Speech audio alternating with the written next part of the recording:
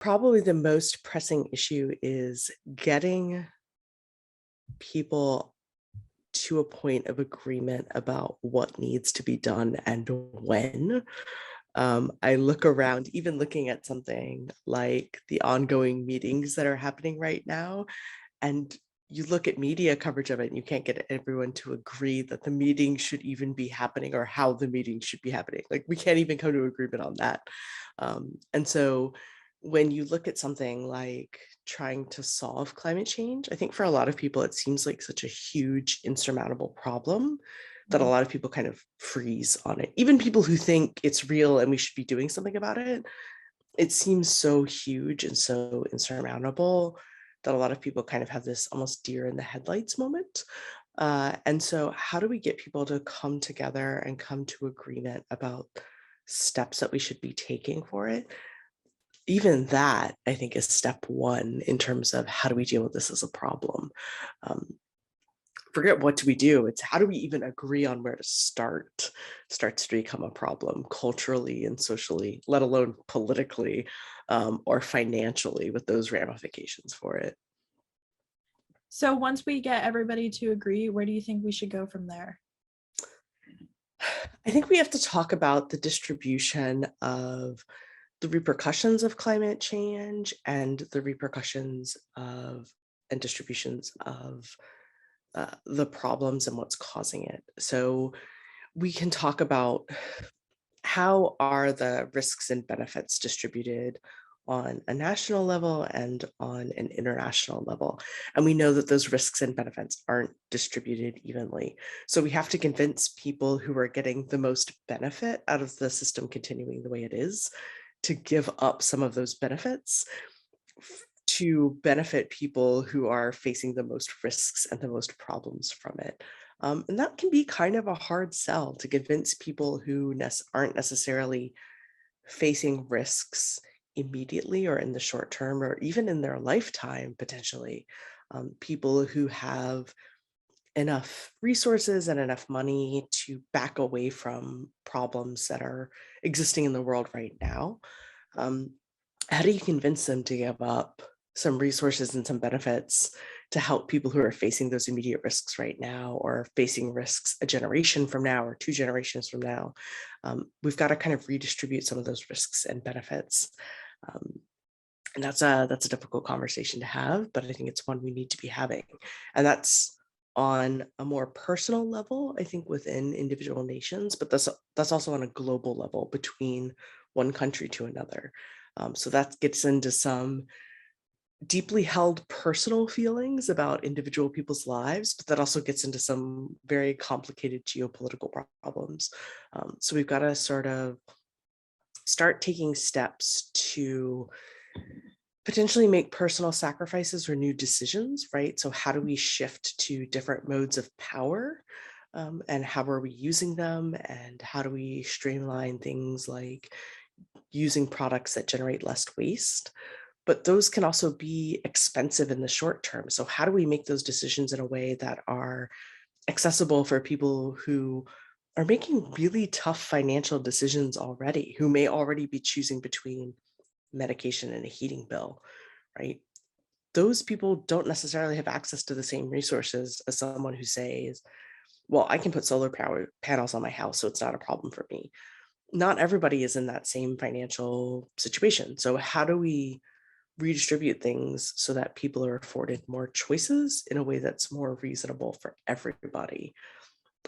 And how do we do that within a scale? I think we've heard a lot in the media lately about how a lot of the problems from climate change are being generated by larger corporations, for example. Mhm. Um, how do we do that in a way that people who maybe have a lot of money in the game are invested in wanting to make choices that benefit everybody? That's a difficult conversation to have, let alone to start making steps towards, but we've got to start doing it. Do you think it's possible for the agenda of capitalism and the agenda of climate change reform to coexist? I do, because I think that there are ways in which you can sell essentially sell reducing the risk of climate change as a capitalist enterprise. I mean, I feel kind of weird putting it that way, but you can, right? There are ways in which things like solar power or wind power, for example, are smart capitalist investments.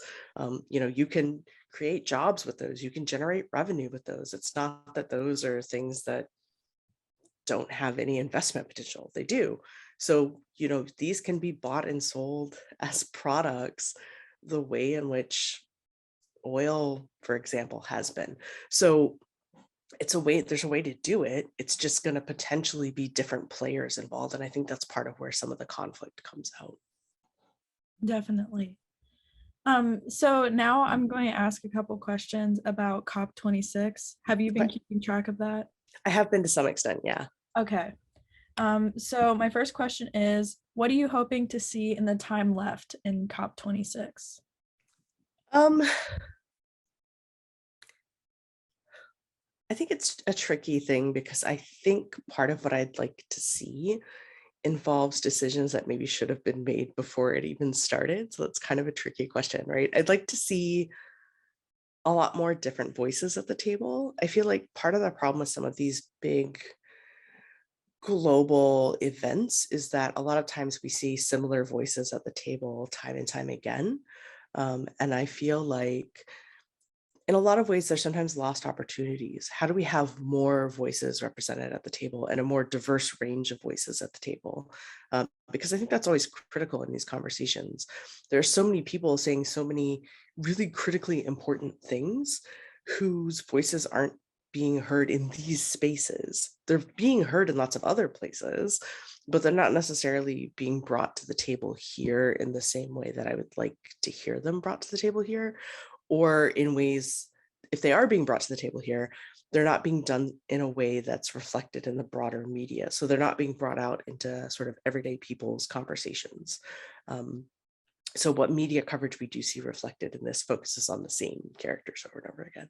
So I'd like to see a greater range of voices heard both at the meetings, but also in the media coverage of the meetings, right? Joe Biden isn't the only person at these meetings. Greta Thunberg is amazing, not the only person at these meetings, right? So how do we have this conversation in a broader and more complex way?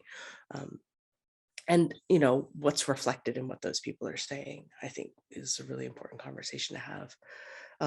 I'd also like to see some more progress made. I feel like that's kind of a redundant thing to say, but it's one thing to go to these meetings and make these agreements and say these things. It's another thing to put that into action. So I'd like to see more actionable things put into place and then see them followed through on. And that's difficult. Again, that comes back into that question of power and economics. And I think that those are doable, but will they actually be done is another question. Mm-hmm. What are your opinions on the COP26 goals?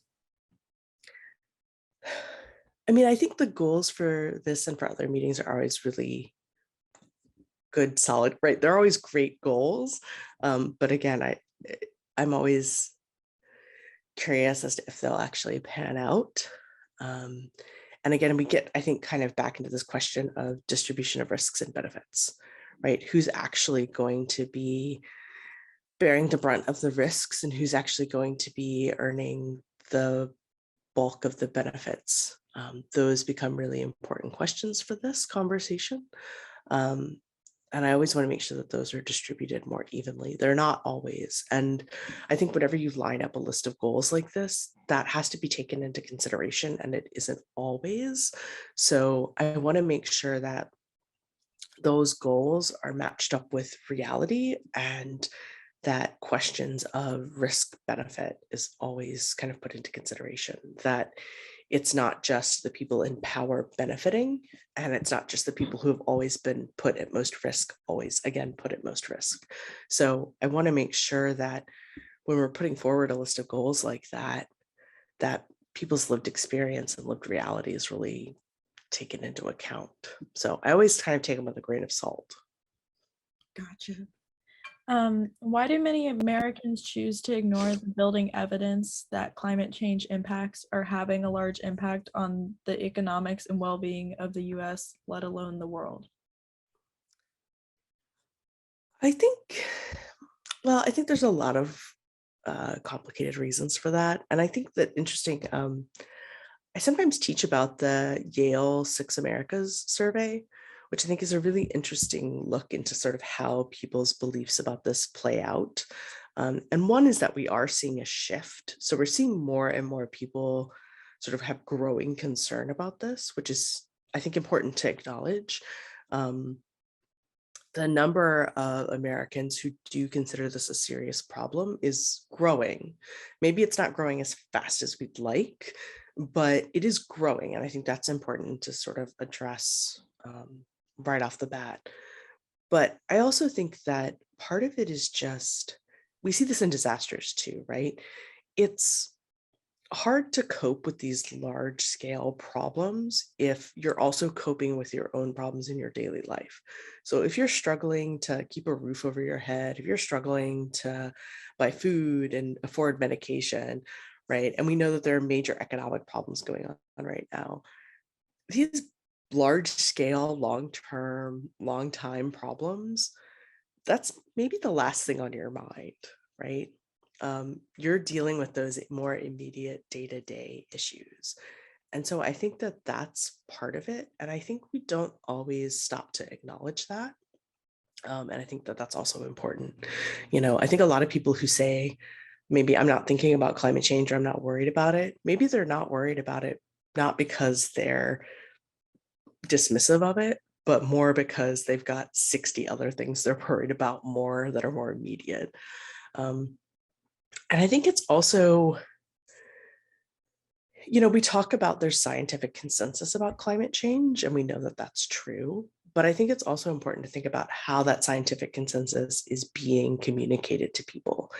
It's really important to have science communicated well through the media, but what media is that being communicated through, and how well is it being communicated really does matter, right? So if you have a scientist on the news talking about their research, but they're talking about it in a way that is complicated or confusing or unapproachable, people shut off. And that's not a judgment call on anybody involved, but it's just sort of an observation, right? That how are people going to respond to different things? And there's stuff like confirmation bias involved. People are going to seek out media that confirms what they already feel.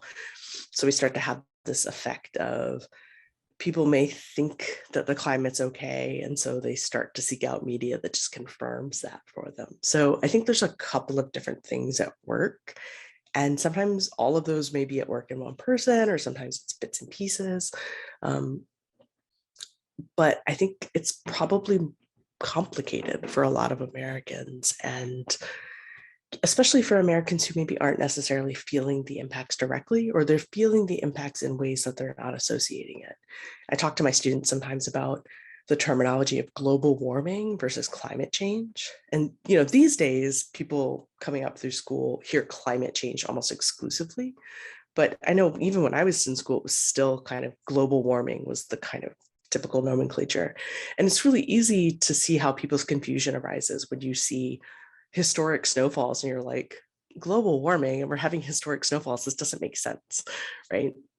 So I think that it's taking some time to get that kind of organized and resorted for people. And there's some confusion that exists.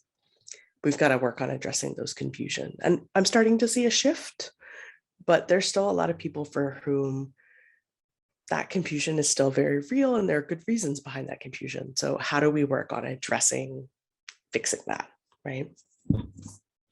I don't know. I think I think I answered your question. No, for sure, you definitely did. So this next question is kind of broad, so you may not be able to answer it, but I definitely welcome you to try. What policies and infrastructures do you think America lacks that would better combat climate disasters? Oh, wow. Yeah, that's a big one. Um, So I think that for me, I mean, I've talked about this for several years now. If you want to reduce disaster vulnerability, you have to do things like fight poverty.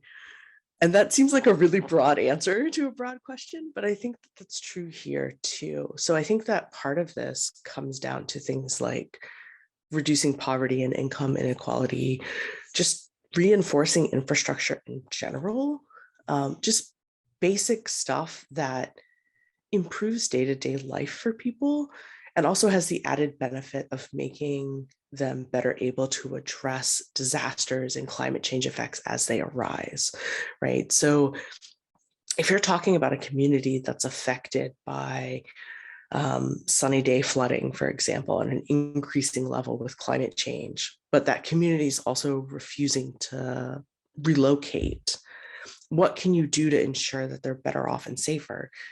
You can help reduce their poverty rate, increase their income, give them better infrastructure. Those things all mean that they're safer, they're better able to evacuate, right? So those sorts of just like base level helping improve people's daily lives, I think help make it easier for them to respond to these sorts of things as they come up. It's not a perfect solution, right? It doesn't get them out of harm's way. But I also know that culturally, people have such a strong attachment to place that a lot of times they're going to fight moving. We might want them to move. We might know that long term they're going to have to move, right? That community is going to be underwater at some point. But we also know that they may resist it as long as possible. So, what can we do to keep them safe? We can make sure that they have the resources that they need to be as safe as possible. But I think that's a bigger question too, right? So we hear this all the time that American infrastructure is in bad shape. We also don't really know how long-term saltwater intrusion is really affecting infrastructure. So how do we navigate those questions together? That's kind of a big long-term question, and that deals with things like broad spectrum infrastructure improvement.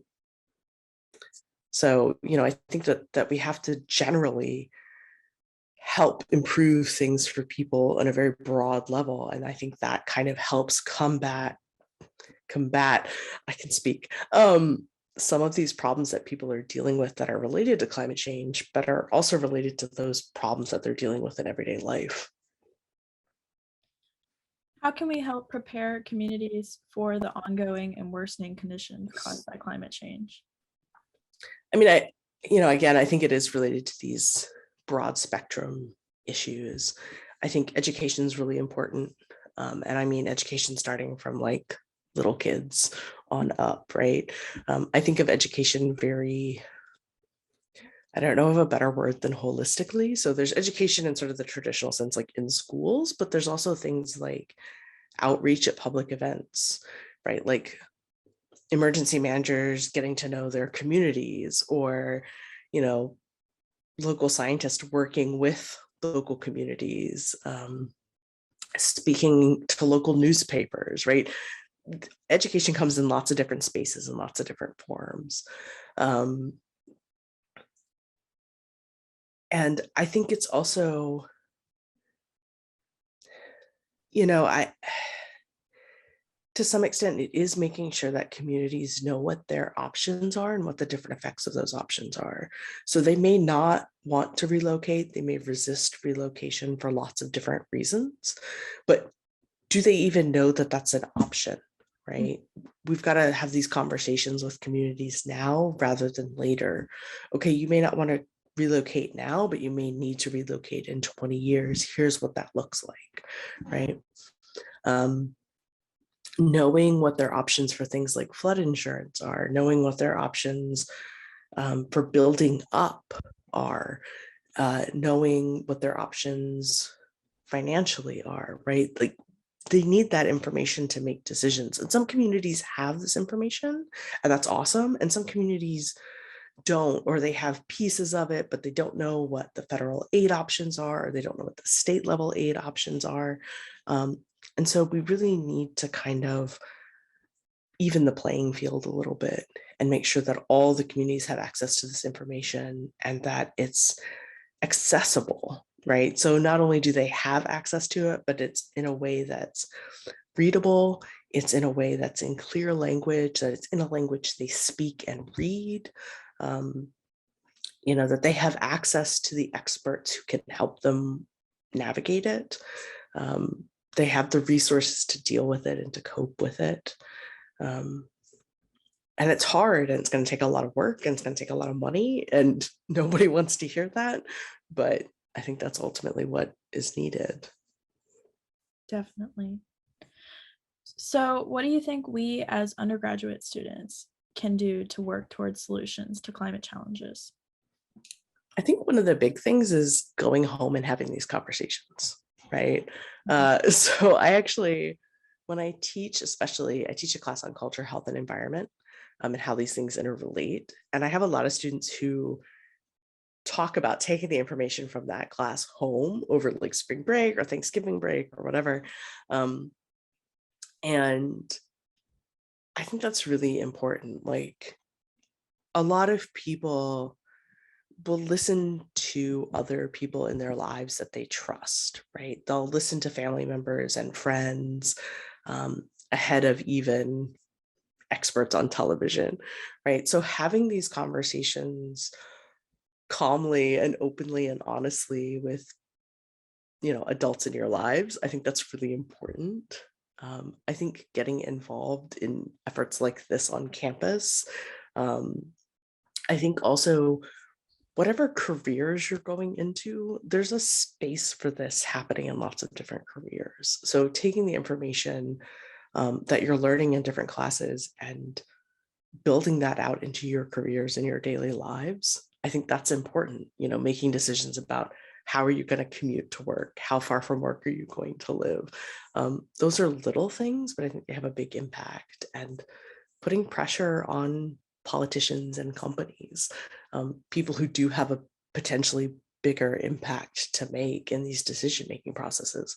We talk about, I know huge get out the vote efforts on campus in years like the presidential elections, but there are lots of elections that happen between then, right? Voting in all of those little local elections matter too in these things. So I think that there are lots of small places you can actually have a huge impact out into the world. Maybe you're having an impact right now and you're not even aware of it, but you're having those conversations with people who then have those conversations with other people. That really matters. And maybe you're not even thinking of that as an impact, but it is. What would you like to see University of Delaware do differently in regards to climate action and sustainability? I'm really liking the hub. I like the fact that there's sort of this concerted effort to bring lots of people together in a different space. Um, I think I'd like more options. I want to know, like on campus, where my recycling is going, if my recycling is actually getting recycled. I know people who work in the recycling industry in other states, and I know that recycling doesn't always get recycled. So I want to know that my recycling is getting recycled. That's just a personal quibble, but I'd also love to see more options like composting. When I was at the University of Iowa in Iowa City, we used to be able to compost stuff at events, and that was great. I know we have a great ag school here. I'd love to see composting get going. We produce, I'm sure, as a university in this town, a ton of trash. I want to know where that's going. I want to know if that's getting put locally. I want to know if that's getting shipped out somewhere. And I want to see how far we could break it down into things like recycling more, composting more. I'd love to see that be broken down a lot more. And I'd love to see more classes involved with this. I know there's a lot of classes about environment and climate change, and Lord knows I haven't taken them. But I'd love to see classes focused on things like fast fashion and classes focused on big events like COP26, right? Like, what are these classes actually telling you? And are they actually giving you actionable information? Because that I would also love to see, like a class that actually gears you towards actionable things that you can do here locally that will have an impact. So those are kind of the two things that I'd really love to see the university doing on a larger scale. No, I definitely wish there was compost. I thought there would be. Before I came here, I looked up like their 5-year like climate neutrality or like becoming zero emissions, and there was nothing mentioned about composting, and I was really surprised. Yeah. I we create a lot of food waste. Like in the dining halls, I think it'd be so feasible for there to be a bin next to the trash bins for like fruit scraps and vegetables, because that's an easy thing to not mess up. Composting is like a very complicated process, but if we at least start composting fruit and vegetables, that's still a lot Yeah. of waste prevented from going to the landfills. Exactly. Like I know, like I remember, like even in my undergrad days, like just the fruit and vegetables, like apple cores, banana peels, like even just stuff like that, that's pretty straightforward. It still has to be a ton of stuff on a campus like this. Like even just that, like you said, that one small step would make such a huge, and like we have an ag school, like there's a place it could be used. Yeah, I would, I feel like that would be a thing that could make some actual impact, maybe. I don't know. I mean, I don't know the logistics of it as well, but I feel like that's kind of one of those like almost no-brainer steps to it. Um, yeah. Yeah. Sure. My curiosity is where we would actually go to in the school to like request transparency about the recycling process and the trash disposal process and about potential composting. Like, who has the answers to that? Who's in control of that? Yeah, I haven't asked because I have no idea where to even start asking. Because like I just want to know, like I said, I know people in recycling in other states. So I have some awareness of like, oh, if I throw this in the recycling bin, it's not actually going to get recycled. Like Mhm. it says it has a little symbol, but it's not actually going to get sorted and recycled. So I've got some awareness to that end, but like what's actually like, okay, I know my like lecture notes are going to get recycled. Paper, okay, fine, pretty easy. But like that clamshell plastic container they gave me my salad in, it's a little more dodgy. But I have no idea where to start. And I feel like that's also kind of a frustration. Like, where do I get this information to push for that next step? I don't know. And even so, yeah, even them having that transparency would be great. Um, Yeah, I would love to see the recycling rules for Delaware being shown in the school because there's so many out of state students. And I know personally, I'm from North Carolina. The recycling policies are very different, and it's not available in the dorms, even by the recycling bins. There's no information on what can actually be recycled. And yeah, not that that would even matter because I've heard people have seen the trash and recycling being combined. And people on this campus, especially in the residence halls, bag their recyclables. And I like to think that it's just because nobody is made aware, but I wish the university or some of the educational institutions would tell people that recyclables can't be recycled if they're bagged. yeah, exactly. Like, just give me information. Like, or give everybody, yeah, this is because, yeah, we moved from the Midwest where it's like everything was very clearly laid out. It was like I said, you could compost in Iowa and you would go to like street fairs and they would have like a separate composting bin and you could throw your food in there. It was great. And we came here and we were like, what do we do with stuff? There's no signs, nothing's labeled. I don't know what to do. Like I'm lost. Yeah, I want to know. I want to know. Um, give me signage. Please give me signage. or color code something. Yeah, yeah. Yeah, and another like I guess this would be like a higher level thing than colleges, but it does really frustrate me about the symbols, the recycling symbols that are on like styrofoam that say styrofoam can be recycled. I don't know a place where that's true. It actually can't be recycled. So who is allowing these symbols to be put on things that can't be recycled. Mixed plastics cannot be recycled, but they have the recycling symbol on them. I yeah, yeah. I wish I knew. I wish, yeah. Because I see so many people just chuck it in the recycling bin, and I'm like, you can't do that. That's not a thing. Like, it's just gonna end up in the Maybe the University 101 classes, because they cover so many other things, maybe they can start covering just the basic recycling rules for Delaware, because they cover everything else, but they don't cover that. I really feel like I want to track them down and include them in one of my classes, just to be like, look, I'm confused. You may also be confused. Here they are. Because yeah, I continue to be very lost about this issue. And I feel like, I mean, it's a big university. We're a huge footprint in Newark. Like, we should be saying something and doing something. And like, this is a relatively small thing that could have a big impact if done correctly. Like, yeah, Yeah. yeah, I'm hoping the that's climate scholars can do something about this. We're going to try. We first have to figure out who to go to in the university. Nobody really knows, so I guess we'll just have to start reaching out to people and see if we can get any guidance.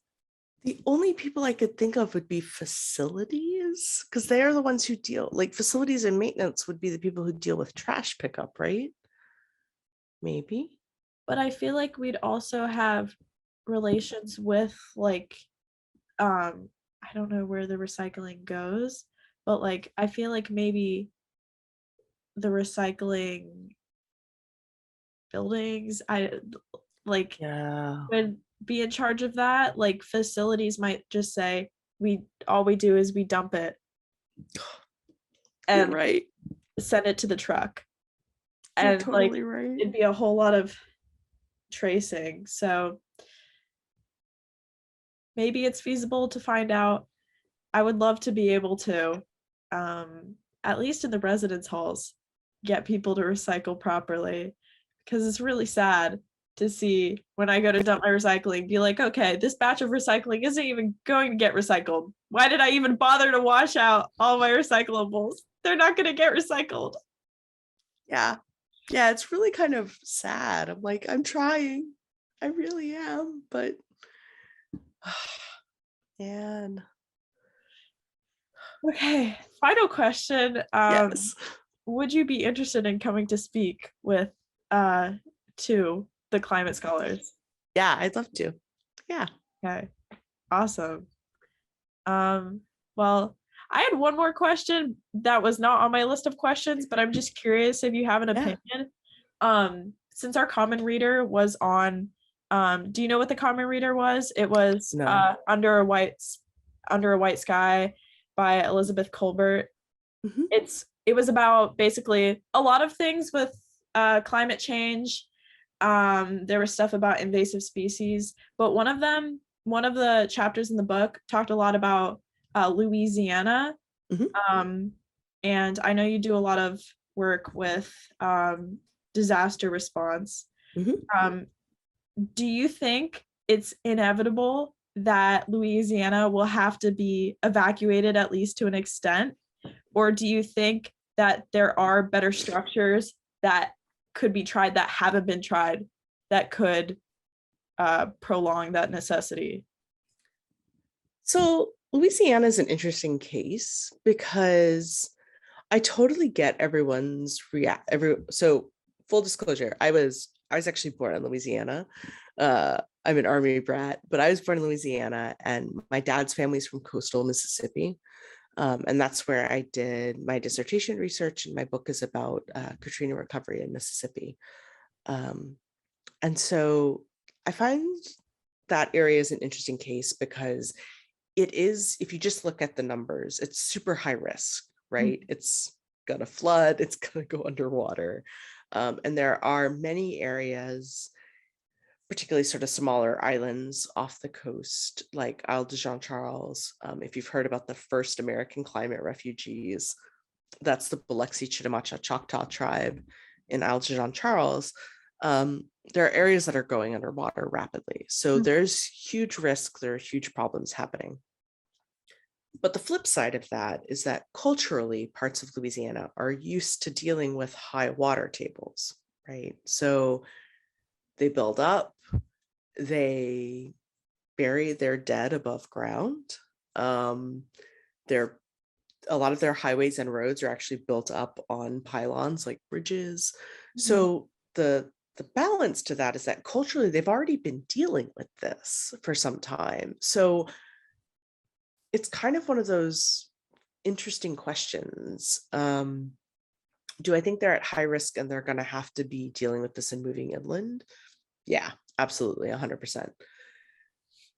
Do I think that they're in a better place to cope with this than many other areas on the coast?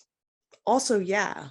So, like, if you look around Delaware, despite the fact that we're pretty low to sea level, everything's kind of built on the ground, flat out. If you drive around Louisiana, it's not like that. Everything's built up. Like I said, they don't even bury their dead below ground because the water table's so high. So, in a way, culturally, they're a little bit adapted to it already. And I think that that goes a long way towards helping. Now, I'm not saying that's a solution. They're in trouble. There's a lot of risk. Like I said, communities like the Biloxi Chitimacha Choctaw have been dealing with this for many, many years.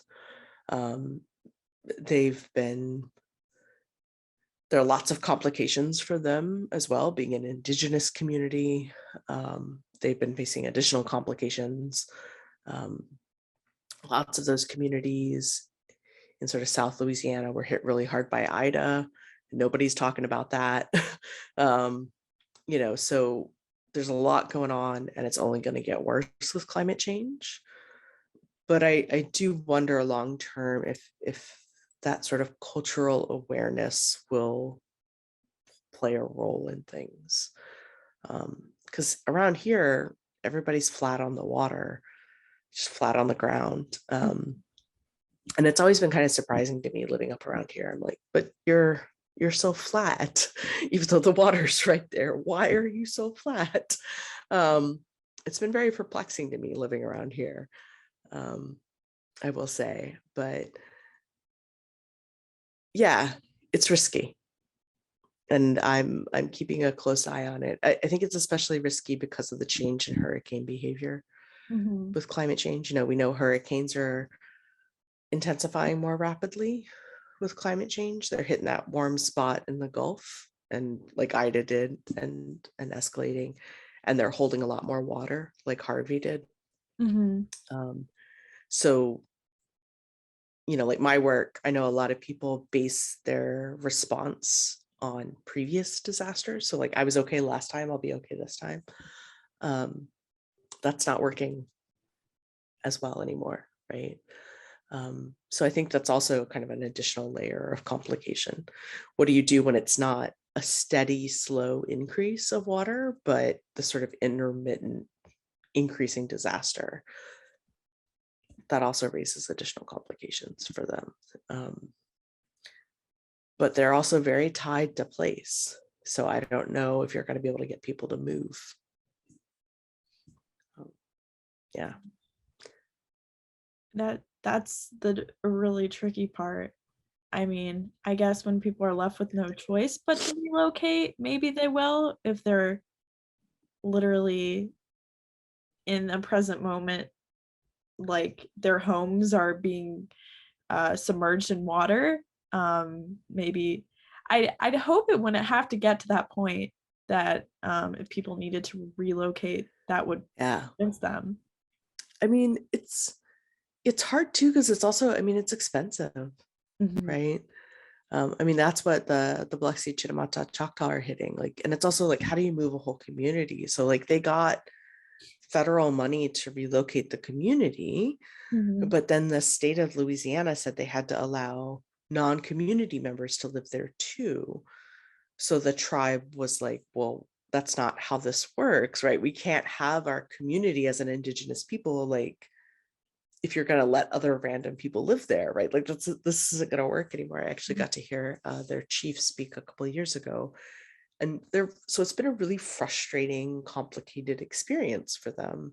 And I know some folks from Shishmaref, Alaska, have had a similar situation trying to get funding. I know AR Siders here at UD works with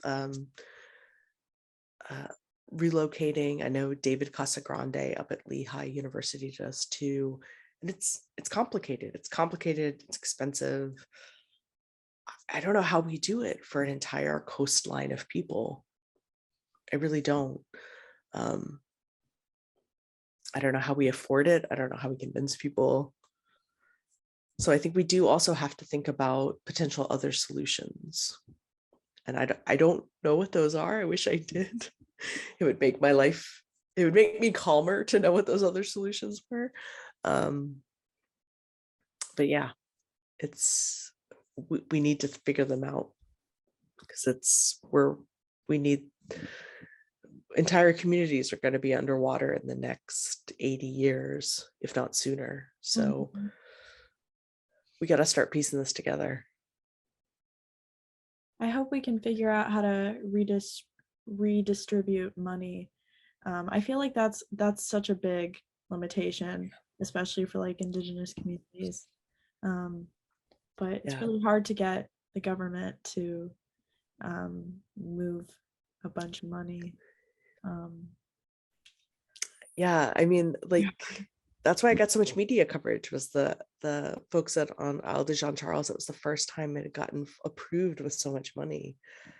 And even that's not, like I said, things for what the chief was saying. I was listening to him in the fall of 2019. It wasn't going well. And if you can't even get enough money to fix the problem, like, how do you deal with these complexities? So it's complicated. And I hate boiling it down to that, but I think that's really what a lot of these, how do you get all these moving parts to coordinate? It's really complicated. So yeah, that definitely goes back to what you were saying at the very beginning of us talking, that everybody just needs to agree on climate change as an issue first, and then professionals from different fields might be more willing to work together, because I think this is really the most intersectional issue of issues. It takes everybody from everywhere to share ideas and be open to hearing other ideas and to work together making policy. 100%. Like, you can't just look at this as an engineering problem or hydrology problem or a culture problem. Like, everybody's got to work together on this, because it's engineering and it's policy, but it's also people, and it's also culture, and it's also money. It's such a big, complicated problem. Like, we've got to deal with this collectively, or we're never going to solve it if we don't deal with it collectively. I think that's really what it boils down to. I feel like what I was taught in school was that, well, I think it was also called global warming, at least when I was in elementary school. Yeah. What I was taught was that climate change was mostly a political issue and government should deal with climate change, or purely science, and that scientists should be researching and creating and engineering solutions. But then I wasn't taught about all these other routes and the individual role in climate change and the cultural role that different communities play. I feel like that isn't talked about as much. And it's just as, if not more impactful than just those two solutions, if all of these little solutions are put together. Yeah, and I think it's complicated. I mean, I keep saying that, but I think dealing with the culture part makes it a much messier gray area, and I think a lot of people don't like to deal with that. If you can keep it to the hard science, you can keep it kind of a more black and white issue. But once you start introducing people and culture and personal opinion, like, you get definitely into that messy gray area, and people don't necessarily want to talk about that as much. But I mean, we have to deal with people's opinions about climate change as part of the problem. Like, we can't ignore that. People may not like it, people may not agree about it, but people's opinions and how they respond to being told about climate change, that's part of what's going on. And we have to navigate that. So that's really important to think about as part of it. I think that's why I like the Yale Six Americas study and their whole, I think, what are they calling it? SASSY. I think it's the acronym they're using. But I think it's a really important point to kind of consider more broadly, because it starts to dive into not only people's opinions about this, but how people's opinions can change. And the fact that people's opinions do change, which I think also gives some hope to the whole thing. Because it is really easy to be like, oh, well, people don't believe in climate change. It's over, we're done. But if you can think about people's opinions as something that can shift, that's workable. That's a different perspective on it. I think that's important too.